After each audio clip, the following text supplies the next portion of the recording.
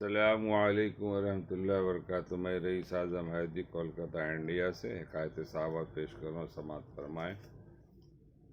حضرت حنظلہ رضی اللہ تعالیٰ عنہ کی شہادت۔ غزوہ احد میں حضرت حنظلہ رضی اللہ تعالیٰ عنہ اول سے شریک نہیں تھے۔ کہتے کہ ان کی نئی شادی ہوئی تھی، بیوی صاحب بستر ہوئے تھے، اس کے بعد غسل کی تیاری کر رہے تھے اور غسل کرنے کے لیے بیٹھ بھی گئے تھے، سر کو دھو رہے تھے کہ ایک دم مسلمانوں کی شکست کی آواز کان میں پڑی، جس کی تاب نہ لا سکے۔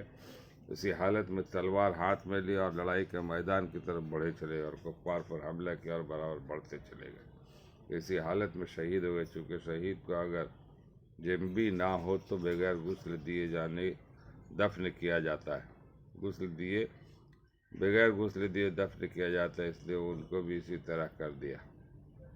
مگر حضور اکرم صلی اللہ علیہ وسلم نے دیکھا کہ ملائکہ ان کو غسل دے رہے۔ حضور صلی اللہ علیہ وسلم نے صحابہ سے ملائکہ کے غسل دینے کا تذکرہ فرمایا۔ ابو سعید ساعدی رضی اللہ تعالیٰ عنہ کہتے ہیں کہ میں نے حضور صلی اللہ علیہ وسلم کا یہ ارشاد سن کر حنظلہ رضی اللہ تعالیٰ عنہ کو جا کر دیکھا تو ان کے سر سے غسل کا پانی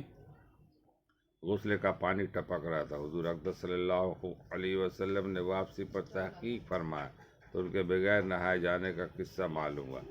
فائدہ یہ بھی کمال بہادری، بہادر آدمی کو اپنے ارادے میں تاخیر کرنا دشوار ہوتا ہے، اس لیے اتنا انتظار بھی نہیں کیا کہ غسل پورا کر لیتے۔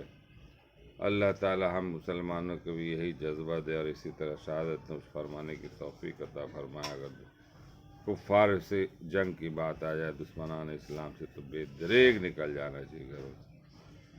اللہ تعالی ہم لوگوں کو سمجھ فہم دے، عمل کرنے کی توفیق عطا فرمائے۔ وما علینا الا البلاغ۔ اس ویڈیو کو دور دور تک آپ حضرات شیئر کریں، پھیلائیں، یہ بھی ایک صدقہ جاریہ ہے۔ میں رئیس اعظم حیدری۔